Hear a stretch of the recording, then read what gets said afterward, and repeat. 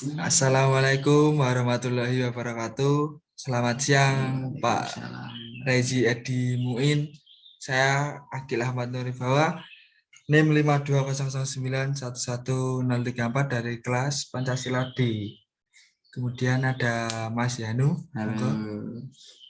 bisa perkenalkan juga Mas Yanu. Oke.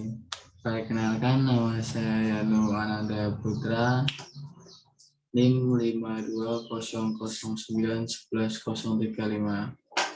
Oke. Saya kelas Pancasila E. Oke Mas Yanu, ini kita mau bahas tentang apa ini Mas Yanu? Wah, sepertinya materi untuk kali ini asik nih, Mas. Oke, tentang apa? Tentang apa ini? Korupsi. Aduh, korupsi seperti yang ada di belakang saya. Korupsi. Tikus-tikus berdasi. Oke, mantap. Monggo Mas Yanu. Oke, untuk yang pertama mungkin kita akan menjelaskan tentang korupsi terlebih dahulu ya guys ya. Oke. Untuk korupsi ini kan akan saya jelaskan ya Mas Yanu. Oke, monggo Mas Oke, Agil. untuk korupsi itu menurut istilah berasal dari bahasa Latin yaitu corruptio. Dan dari kata kerjanya yaitu corrumper, yang bermakna busuk, rusak, menyogok, mencuri, dan maling. Sudah jelaskan dari penjelasannya saya sudah busuk, sudah rusak, sudah menyogok, mencuri, maling lagi. Oke, komplit Oke, banget. dan untuk secara umumnya yaitu penyelewengan atau penyalahgunaan uang negara, yayasan, organisasi, yaitu untuk kepentingan pribadi, untuk masuk kantong sendiri. Seperti itu Mas Yanu untuk penjelasan singkatnya. Mencari keuntungan sendiri ya Mas Iya, ya. betul, untuk keuntungan sendiri. Tapi merugikan orang lain. Betul, itu Ataupun sangat merugikan sekali, apalagi rakyat-rakyat bawah seperti kita ini, Mas Yanu Ananda. waduh. Kemudian apalagi ini ada faktor-faktor juga, ada faktor-faktor. Faktor-faktor juga. Oke, Mas. Faktor-faktornya apa saja Mas Yanu? Bisa dijelaskan. Itu faktor-faktor yang mempengaruhi korupsi ini. Bisa dijelaskan. Oke. Mungkin yang faktor utama dulu ya. Dari korupsi itu ada dua, yaitu yang pertama ada internal.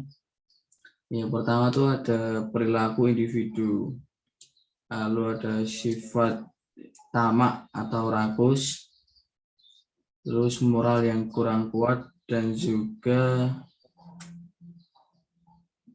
budaya yang kurang konsumtif. Oke kan, terus yang kedua itu ada eksternal. Yang pertama itu ada aspek sikap masyarakat terhadap korupsi. Yang kedua itu ada aspek ekonomis, terus aspek politis, dan yang terakhir aspek organisasi. Oke. Aku mau bertanya nih Mas Yando. Untuk Oke. tadi adalah ada faktor yang menyebutkan gayanya yang konsumtif. Itu pasti mereka itu mau bergaya tapi tidak punya uang sehingga mereka itu korupsi. Aduh, makanya itu model-model mereka apa seperti itu? mencari keuntungan dari yang tidak seharusnya didapatkan. Oh, aduh. Itu loh Mas. Masa mau bergaya tapi pakai uang negara? Waduh. Aduh, Jangan malu. terlalu keras Mas. Nanti Oke. kita ada tukang bakso. Ada Ting, ting, tukang ting. bakso. Wah, Oke, betul oke. sekali. Oke. Oke, oke. Selanjutnya apa Mas Janu? Selanjutnya mungkin ada dampak sih Mas. Oke. Ini boleh dibacakan oleh Mas Agil. Untuk dampak-dampak korupsi ya ini. Untuk dampaknya yaitu yang pertama, pasti akan melambatnya pertumbuhan ekonomi dari suatu negara tersebut. Benar banget. Karena uang-uang yang dari pajak-pajak yang dari negara itu dikorupsi oleh para tikus-tikus ini. Wah, Untuk selanjutnya itu tikus menurunnya berdasi. investasi. Selanjutnya ada meningkatnya kemiskinan. Nah, meningkatnya kemiskinan ini juga uang-uangnya dikorupsi yang seharusnya bantuan-bantuan, dana-dana yang dari pemerintah yang seharusnya untuk rakyat malah dikorupsi, digunakan untuk uang pribadi. Ini sangat tidak baik sekali ini. Rakyat menjadi miskin, kasihan sekali. Kemudian untuk selanjutnya adalah hutang negara. Uang-uang yang seharusnya diperlukan untuk kepentingan negara malah dikorupsi, sehingga negara itu akan meminjam uang dari negara lain harus berhutang itu Mas Yano. Duh. Itu kalau berhutang tidak dikembalikan, nanti yang menanggung apakah rakyatnya itu di akhirat nanti? Wah, Gimana itu? Kalau Aduh, misalnya nanggung rakyat nih. kasihan sekali, kasihan sekali. Selanjutnya apa Mas Yano ini pembahasannya? Oke. Apakah kita bahas aja kasus-kasus korupsi Bisa, yang ada bisa. di negara kita tercinta ini? Bisa itu Mas. Oke Mas, bisa dimulai Mas Yano. Untuk yang Mas. pertama, kasus apa ini? Baterainya habis Mas. Aduh. Parah nih ada acara habis juga.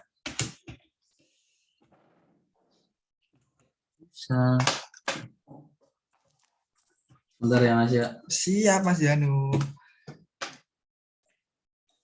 Ini agak ribet juga nih. Bulan puasa. Wah, ya. Ini kita harus tetap semangat Mas Yano. Oke. Berkegiatan yang positif ya Mas. Positif ini kita seperti ini juga berpositif agar semua yang melakukan korupsi bisa sadar. Semoga ini kita seperti ini sampai kepada orang yang korupsi ini. Oke, bisa dilanjutkan Mas Yano. Oke. Mungkin bisa dimulai dari kasus-kasus yang terbesar yang baru-baru ini ya Mas. Iya. Oke, yang pertama tuh yaitu ada kasus Hambalang. Oke, kasus Hambalang ini kasus gimana ini Mas Yano? Wah, bisa dijelaskan. Kalau masalah korupsi kasus Hambalang itu termasuk yang cukup dan bisa dibilang tuh kasus korupsi yang jemaah katanya. Ada Mas Yano. Oke. Berarti kan dari yang terbesar dan jamaah itu saya ambil salah satu aja ya Mas. Iya. Yang jadi patan saya di bagian penggelapan pajak. Oke. Penggelapan pajak. Gimana penggelapan pajak. Oh iya. Pajaknya itu dari rakyat ini sebenarnya. Ini kenapa kok bisa digelapkan ini? Ini gimana ini? Itu sih kayak ya dari tadi sifat-sifat yang tamak, rakus gitu kan, yang gayanya konsumtif, mau bergaya tapi tidak ada uang. Nah itu. Terus makan pajak. Nah itu untuk penggelapannya itu sebesar berapa itu Mas? Kok uangnya kerugian negara berapa itu?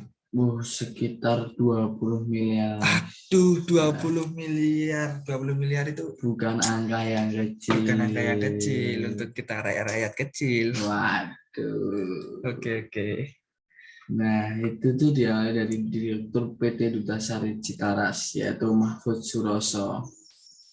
Itu adalah salah satu terpidana, yaitu dari koruptor yang dijatuhi hukuman selama 6 tahun penjara.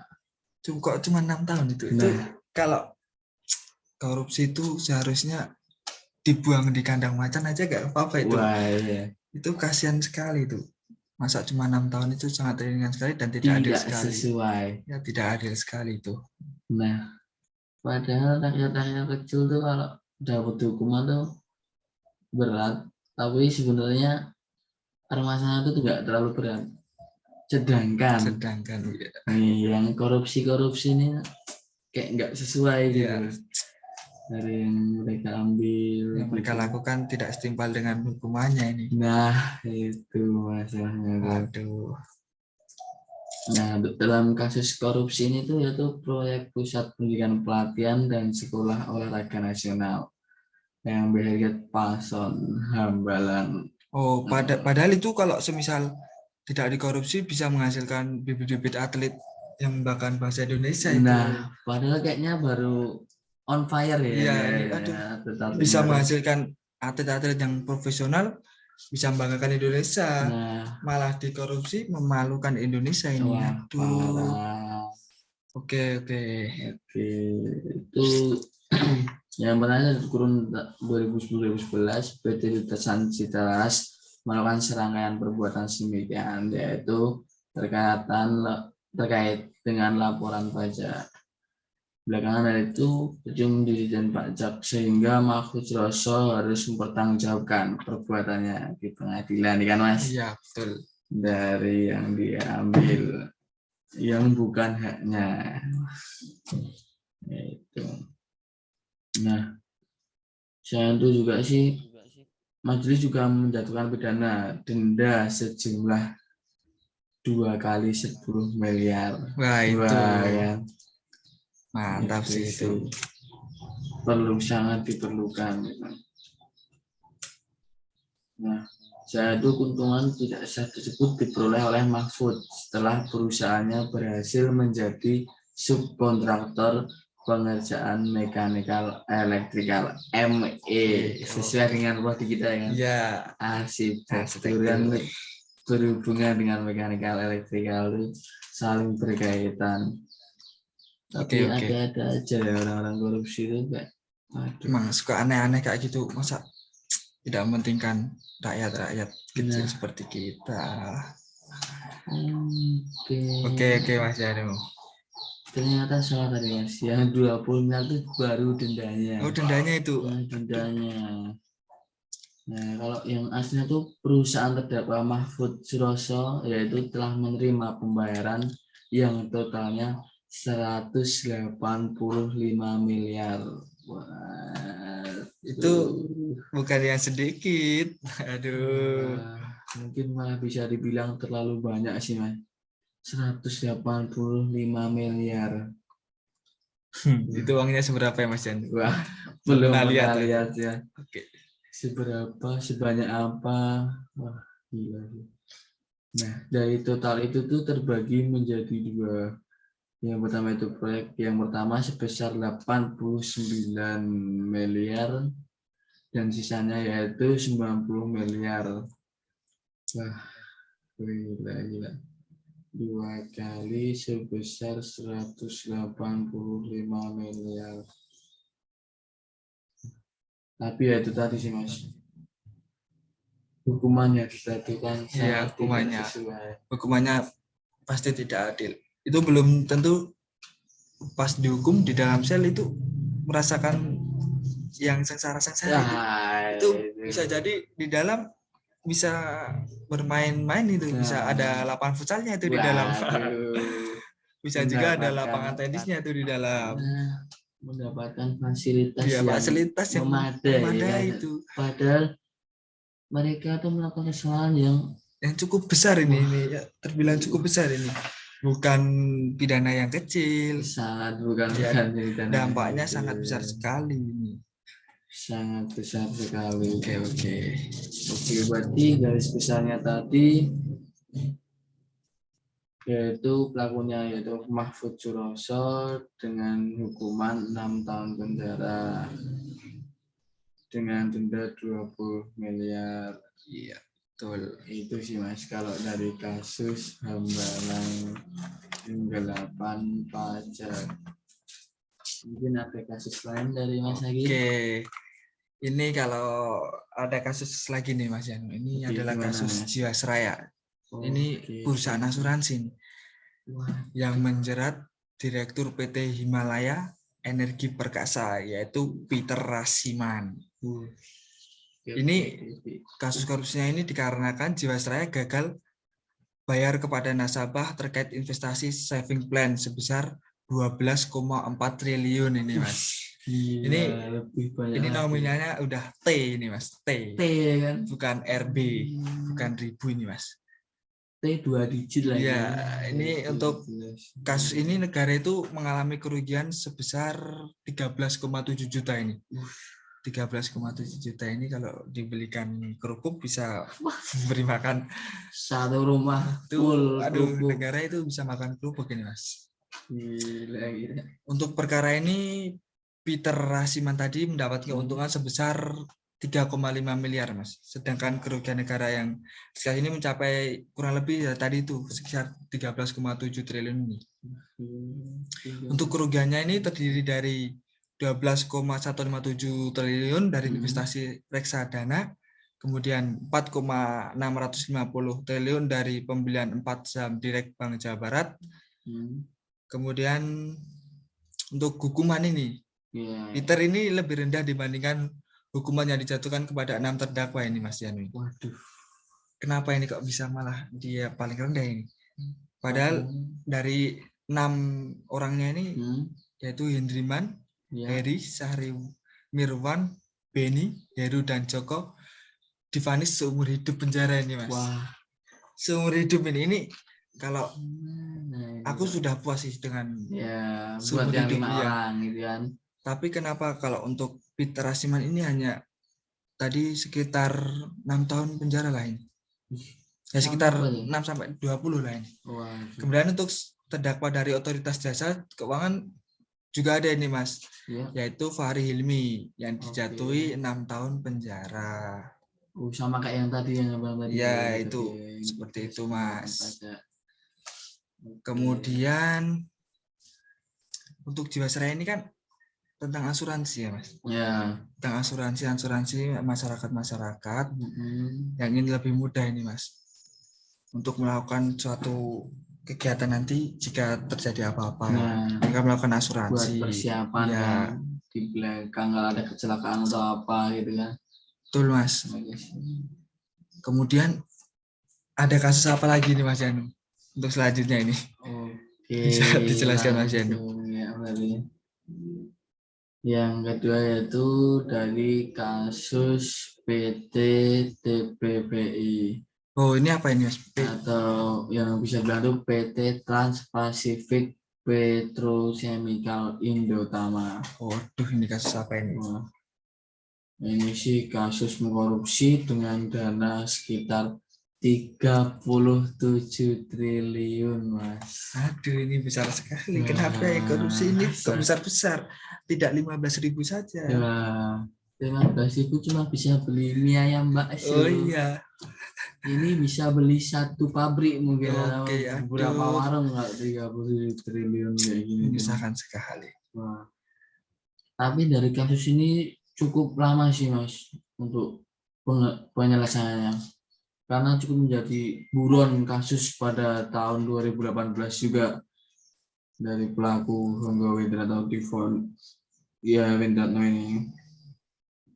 Nah, untuk tersangka koruptor yaitu Honggo Widratno sebagai dirut dari PT TPPI sendiri. Nah, untuk dananya juga yaitu sekitar 37,8 triliun, Mas. Wah, itu besar sekali itu, Mas. Hampir 3 kali lipat dari yang Jiwasraya tadi itu. Padahal Jiwasraya itu sudah termasuk besar juga itu, Mas. Nah, makanya itu. Tapi ini ya untuk penjatuhan hukumannya yang seharusnya lebih berat lagi sih. Dengan nilai 37,8 triliun hukuman pidana yang dijatuhkan untuk Pak Honggo Widratno tadi yaitu 16 tahun penjara. 16 tahun penjara. Aduh, itu kenapa tidak seumur hidup seperti yang Jiwasraya tadi itu, Mas? Iya, yang 5 tadi ya. Iya. 5 terdakwa tadi ya. Itu seumur hidup itu, Mas, tadi. Ini kenapa cuma segitu? Aduh. Padahal nilainya lebih besar. Iya, padahal itu lebih besar. Kenapa enggak seumur hidup sekalian itu? Masalahnya itu. Apa hukuman mati mah lebih bagus itu? Sekalian ya kan? Iya. Nanggung juga kalau cuma seumur hidup. Dan untuk dendanya sendiri sih sekitar 1 miliar yang dijatuhkan. Nah, untuk selain itu juga yaitu ada selain Honggo ternyata ada 2 terdakwa dari kasus korupsi ini, Mas. Yaitu korupsi kondensat migas PT TPI senilai 2,7 miliar US dollar setara dengan 37,8 triliun. Yaitu ada Raden Priyono dan Joko Harsono. Nah, ini lebih kecil sih, Mas, tapi untuk hukumannya yaitu divonis 4 tahun penjara. Kok cuma segitu ya, Mas? Itu cuma sebentar banget itu kalau dengan dana yang sangat besar sekali itu. Nah, mungkin bagian yang diberikan dari Honggo Widratno kepada 2 orang ini mungkin lebih besar sih, Mas. Iya. Cukup besar mungkin malah. Nah, untuk keduanya juga diberikan denda sekitar sebesar 200 juta. Wah, 200 juta. Dari 37 triliun. Nah, untuk terdakwa Raden Priyono dan terdakwa Joko Harsono, yaitu terbukti secara sah meyakinkan bersalah melakukan tindak pidana korupsi secara bersama-sama, sebagaimana dalam dakwaan subsidi penuntut umum. Oke. Nah, mungkin kalau dari kasus korupsi PT TPPI, baik itu sih Mas yang saya kuasain. Mungkin Oke. ada kasus lain dari Mas Agil. Oke Mas Yano. Ini selanjutnya ada kasus lagi nih Mas Yano, yaitu tentang kasus EKTP. Oh, Oke, EKTP yang KTP baru-baru banget ya ini sih ya, baru-baru banget baru-baru ini. banget ya. Pasti Mas Yano merasakan kemarin buat KTP, terus Oke. itu bikin KTP aja inden ini Mas, seperti Wah, beli motor Scoopy. nah. Aduh, beli motor itu juga inden, ini KTP juga inden Mas. Wah, Ini saya kemarin buat aja 6 bulan ini Mas, indennya ini. cukup lama ya, berarti Cukup 6 lama bulan. ini Mas. Itu. Inden jangan cukup lama. Padahal ingin punya KTP agar tidak dewasa ini Mas. Wah, Oke. dari itu, Untuk kasusnya ini hmm, menyeret mantan Ketua DPR RI Wah. Bapak Setia Novanto. Ini DPR DPR RI. Oke. DPR RI itu DPR Dewan Perwakilan Rakyat. Oke. Wah, Yang Dewan mewakilkan rakyat. Perwakilan Rakyat. Ini Ya. juga menurut dia mungkin pandangan dari perwakilan rakyat ini adalah perwakilan menikmati uangnya ini Mas. Diwakilkan untuk menikmati uangnya ini Mas. Bener banget. Oke. Sungguh tidak bijak ini Mas Yan. Untuk kasus ini tuh berawal saat Kemendagri dulu ini Mas, tahun 2009 merencanakan mengajukan anggaran untuk penyelesaian sistem informasi administrasi kependudukan atau SIAP. Salah satu komponennya adalah nomor induk kependudukan atau NIK. Pemerintah pun menargetkan pembuatan EKTP bisa selesai tahun 2013. Oh, bentar Mas. EKTP tadi elektronik. Elektronik kartu tanda penduduk. Oke. Teknologinya semakin maju. Proyek EKTP ini adalah ini Mas, ini program nasional ini untuk rangka memperbaiki sistem data kependudukan di Indonesia.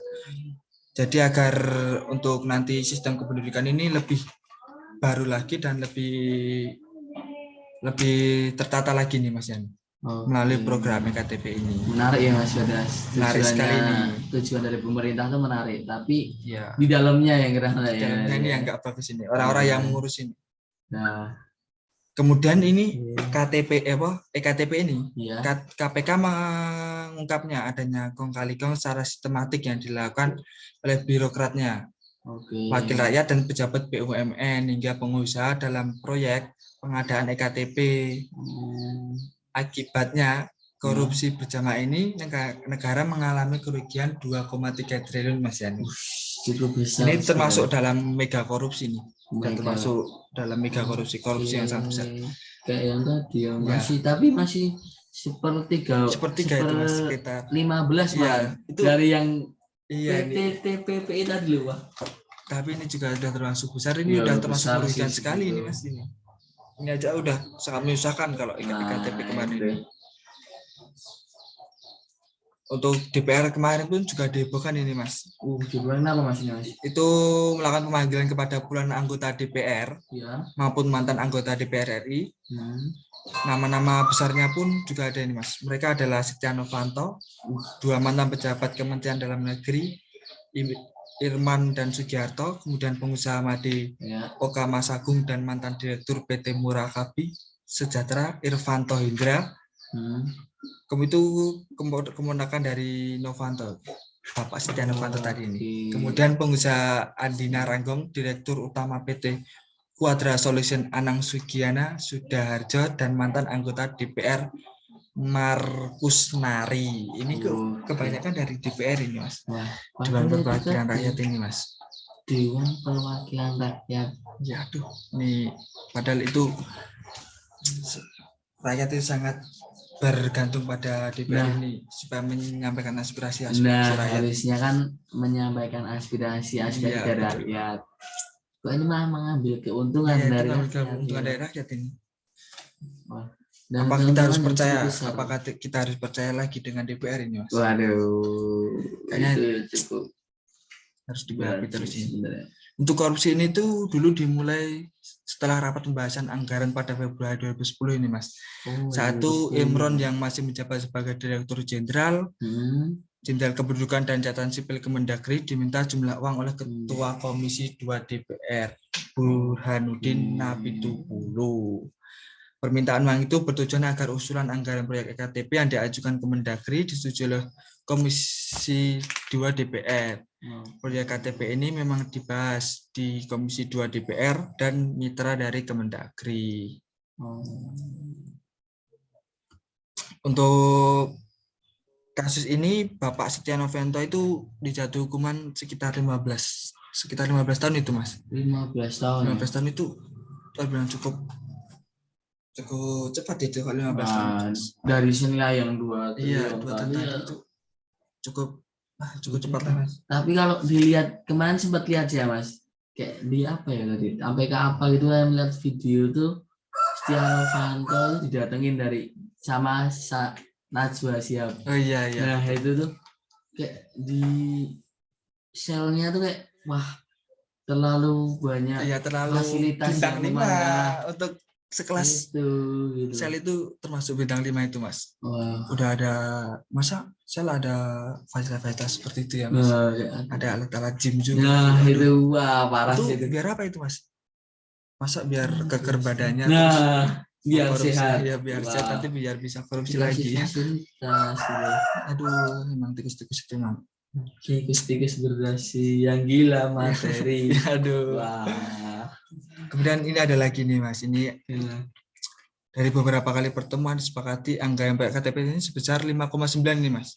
5,9. Ya, sebanyak 51% dari total anggaran yaitu 2,662 triliun ini akan digunakan untuk belanja modal dan belanja real proyek, dan sisanya yakni 2,5 triliun akan menjadi bahkan rincian Pak. Ini ada juga nih, Mas, rincian. Ada rincian uangnya. Wah, ya, rincian untuk korupsinya ini ada ini, Mas. Untuk dibagi kepada pejabat Kemendagri sebesar 7%. Ini 7% ini cukup lumayan besar lah, Mas. Dari 2. Ya, 7% ini yaitu 365,4 miliar ini, Mas.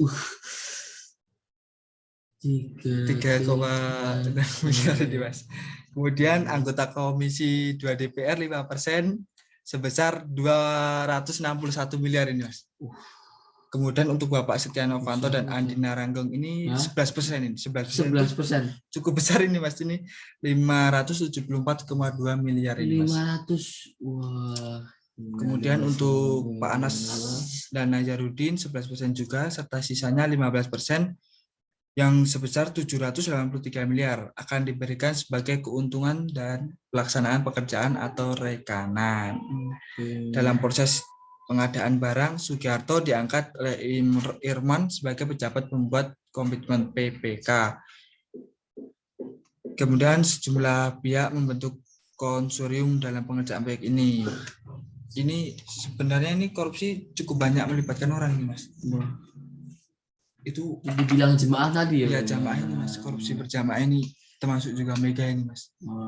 Ini korupsi seperti itu sangat merugikan sekali loh, Mas. Sangat merugikan. EKTP yang seharusnya itu langsung dengan masyarakat, malah itu EKTP itu termasuk paling bawah itu, Mas, tingkatannya. Paling bawah? Itu di kelurahan kan juga ada itu, Mas. Nyangkut itu KTP kependudukan itu, aduh, sangat memprihatinkan sekali. Sangat memprihatinkan ya itu. Oke, Mas. Itu tadi dari kasus EKTP. Ada kasus apa lagi nih, Mas? Tadi udah beberapa kasus ini, Mas, kita ini, Mas. 4 ya? 4 kasus ini. Oke. Mungkin yang terakhir ya, Mas. Mungkin ini ada satu lagi nih, Mas. Satu kasus yang kelima, yaitu yang paling dekat juga ya, salah satu yang paling dekat, yaitu kasus korupsi bansos COVID-19. Bantuan sosial. Wah. Bantuan sosial aja dikorupsi. Mas. Ini bantuan yang seharusnya untuk rakyat Nah, kecil malah dikorupsi. Ini gimana ini Mas, nasib rakyat kecil kalau seperti ini Mas? kok tetap mengambil keuntungan Iya, di saat-saat seperti ini kan, yang benar-benar rakyat kecil baru iya kesusahan dalam karena COVID ya. pandemi Nah, COVID-19 yang banyak kehilangan pekerjaan, banyak yang dikeluarkan, banyak yang dirumahkan, ini ada bantuan tapi malah dikorupsi. nah dari pemerintah atasan-atasan padahal kan malah Aduh, diambil aduh. keuntungan. Gimana itu kasusnya, Apa? gimana itu Mas Yani? Untuk kasusnya gimana Oke, itu? untuk kasusnya ini dari literasi yang saya baca ya Mas, yaitu KPK menetapkan mantan Menteri Sosial Mas. Aduh, ini pejabat-pejabat kenapa ini? Aduh, aduh. Mantan Menteri Sosial padahal kan, Ya, ya. yaitu Juliari Batubara sebagai tersangka kasus dugaan suap bantuan sosial penanganan pandemi COVID-19 untuk wilayah Jabodetabek tahun 2020. Oke. Awal banget itu dari Awal pandemi. sekali itu Mas. Dan masih baru juga itu, Nah, COVID baru awal-awal itu Mas. Terus ada penetapan tersangka Juliara saat itu merupakan tindak lanjut atas operasi tangkap tangan yang dilakukan oleh KPK. Oke. Bisa ditetapkan sebagai tersangka pada malam harinya Juliari menyerahkan diri ke ada etikat baik ini ada Mas. etikat baik Oh, menyerahkan ada diri. etikat baik tapi Dia tidak sadar baik. berarti ya. Iya. Sadar Dia tapi sadar juga diri. aduh gimana ini? Bagus. Selain Juliari, KPK juga menetapkan sih Mas, yaitu ada Matius Joko Santoso, Adi Wahyono, Ardian IM, dan Hari Sidabuke sebagai tersangka selaku pemberi suap. Oh, oke. Nah, kalau dari literasi tadi sih, dari bansos tuh diambil 10.000 Mas. Oke, itu 10.000 dari satu bantuan itu ya Mas. Nah, itu bantuan yang 10.000 senilai 300 itu tuh. satu bantuan itu Mas ya. Nah, Semisal rakyat Indonesia itu cukup banyak itu Mas, itu. sangat banyak asli nggak sih, Bisa sangat banyak. dikali aja 10.000 itu berapa? Nah, jadi untuk setiap paket bansosnya, bansos yang seharga 300 itu diambil 10.000. Aduh, Ini cukup besar ya. itu terbilang cukup besar sih Mas. Semisal aja 10.000 dikali berapa yang mendapat bantuan itu bisa berapa juta itu Mas. Banyak sih Mas. Nah, untuk itu dari itu penunjukan PT RPI sebagai salah satu rekanan dari yang diketahui Jidari dan disetujui oleh Adi. Nah, pada pelaksanaannya yaitu paket bansos sembako periode pertama diduga diterima fee sekitar 12 miliar. 12 miliar. 12 miliar ini bagaimana? Dari bantuan sosial Itu cukup diambil besar. 12 miliar. Bantuan yang seharusnya berapa dikurangi 12 miliar. Wah. Aduh. Rakyat sangat menderita. Sangat menderita. Oke, dilanjut Mas Yanu, gimana ini tadi? Untuk pembagiannya itu diberikan secara tunai. Aduh, tunai. Mas. Aduh. Oleh Matius pada Jari Mulai Adi. Nah, untuk jumlahnya itu diduga total suap yang diterima oleh Juliari sekitar 8,2 miliar Mas. 8,2 miliar. Cukup banyak juga. Nah, dari tadi 12 miliar itu masih sisa berapa? Ya, masih sisa banyak. 8,2 miliar. Terus untuk periode kedua itu pelaksanaannya yaitu terkumpul uang fee sebesar 8,8 miliar. Waduh, besar banget ya.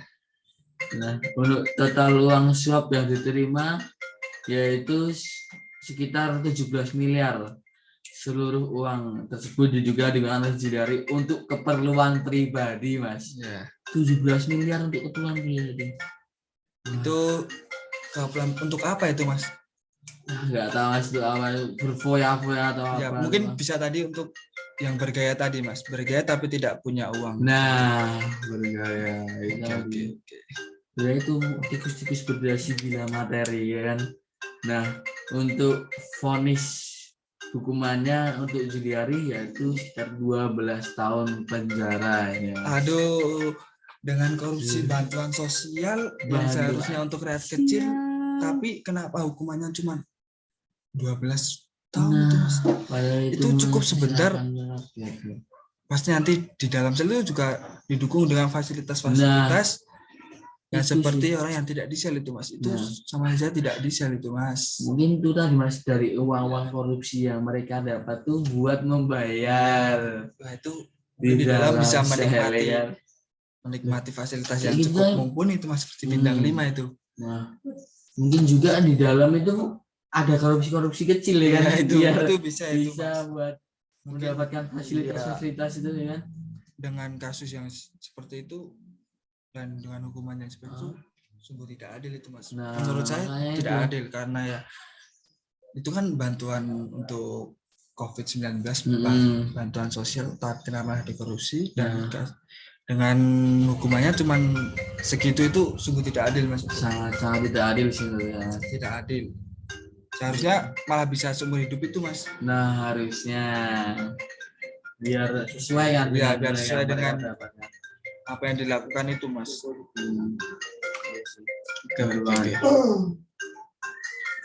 Terus apa lagi Mas Janu? Masih ada apa lagi? Mungkin untuk yang terakhir yaitu ada dari 5 kasus yang kita bicarakan tadi. Mungkin kita bisa menjelaskan bagaimana peranan ya Pancasila sebagai solusi dalam pencegahan atau meminimalisir tindakan kasus korupsi. Oke. Ya kan?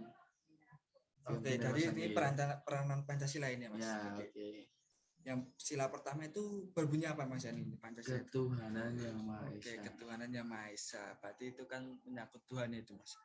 Sedangkan tindakan korupsi itu kan berarti sama saja telah membohongi Tuhan.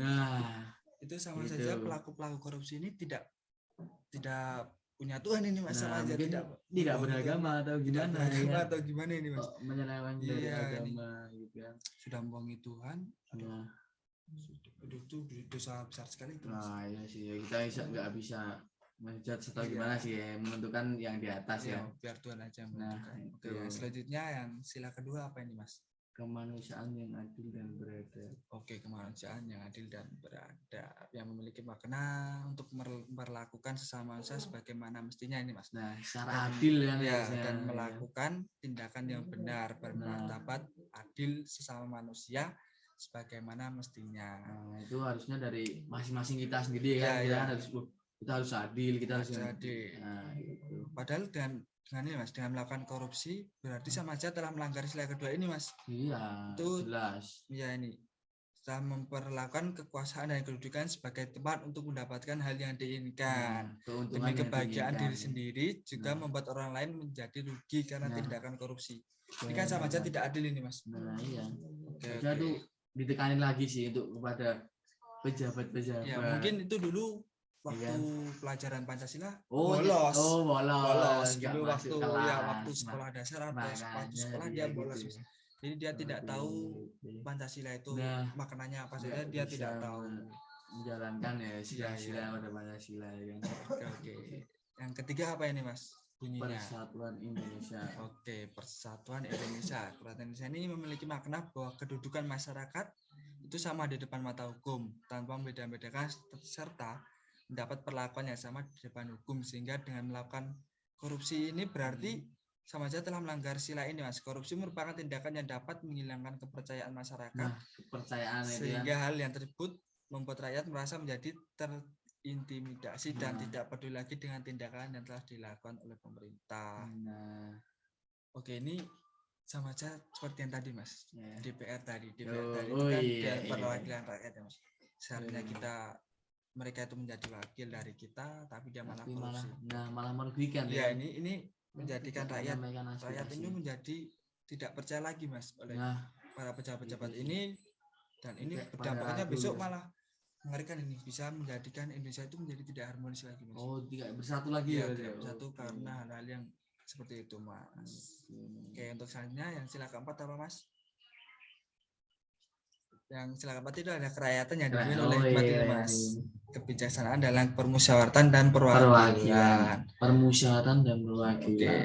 Dalam melakukan sila keempat ini mengandung makna untuk bermusyawarah dalam melakukan dan menentukan segala sesuatu agar tercapai keputusan yang bersama dan berdampak baik bagi Indonesia. Berdampak baik. Ya, dampaknya harus baik ini, Tujuan Mas. bersama. Tetapi kenapa korupsi itu melakukan tindakan dan keputusan sendiri, Mas ini?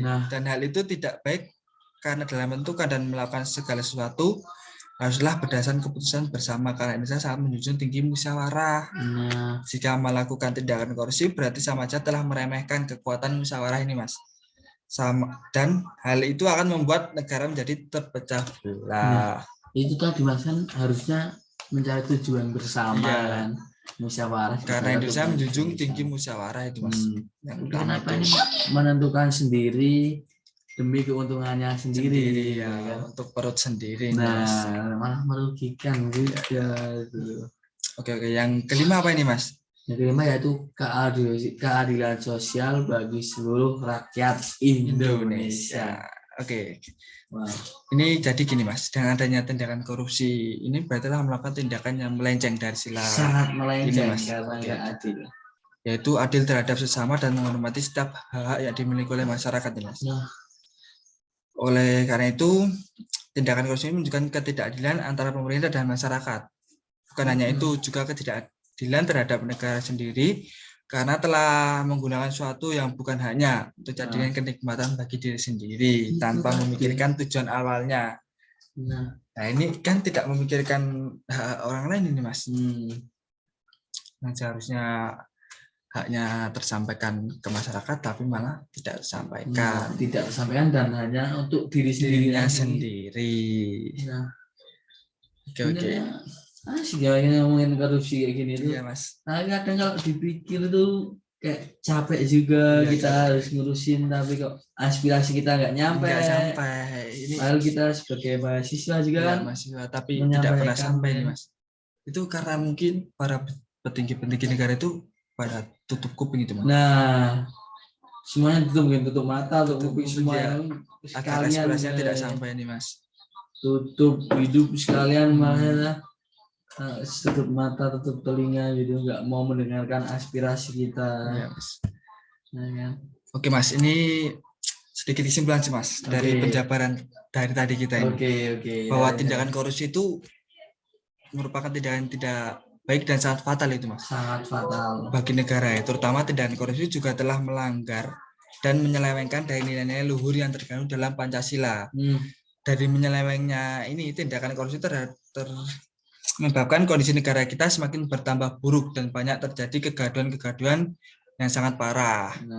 Maka dari itu kita haruslah melakukan segala sesuatu yang sesuai dengan nilai yang terkandung dalam Pancasila ini. Itu dapat menyebabkan perpecahan juga nih, Mas. Dengan kondisi negara yang sekarang yang sudah tidak stabil ini, tambah dengan korupsi-korupsi yang masuk ini, itu dapat menyebabkan kondisi negara yang sungguh memprihatinkan. Pancasila itu benar-benar fleksibel ya. Iya, itu harus menerapkan sebenarnya. Makanya itu sangat penting sekali sehingga kita dulu waktu pendidikan itu jangan sampai bolos itu, Mas. Agar kita agar paham tentang makna-maknanya dan kita tidak korupsi. Itu sangat penting sekali itu, Mas. Kita harus semangat dan rajin, Mas. Walaupun di kondisi yang puasa ini kan, kita harus semangat, tetap semangat, Mas. Harus produktif juga kan. Jangan sampai terbesit pikiran-pikiran yang jelek gitu. Korupsi itu mengerikan sekali sih, Mas. Ya semoga aja kedepannya tidak ada korupsi. Semoga yang korupsi mega tidak ada, korupsi kecil juga tidak ada. Semoga saja. Semoga Indonesia tetap maju. Dan kalau bisa kita menyampaikan aspirasi dan supaya didengar tapi yang nggak didengar. Itu tadi. Aduh.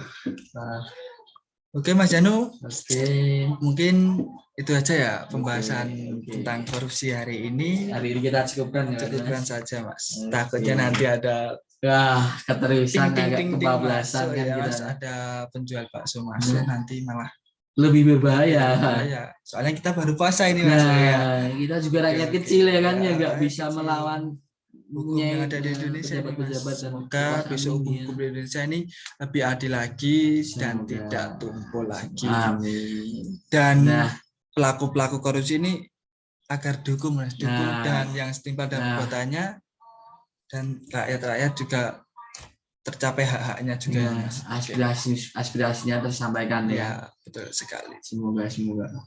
Mungkin itu saja Mas Janu. Oke. Oke, sekian dari kami, saya Akil Ahmad Nuribawa dan teman saya. Ya, Nuwanada Putra. Sekian undur diri. Assalamualaikum warahmatullahi wabarakatuh. Waalaikumsalam warahmatullahi wabarakatuh. Terima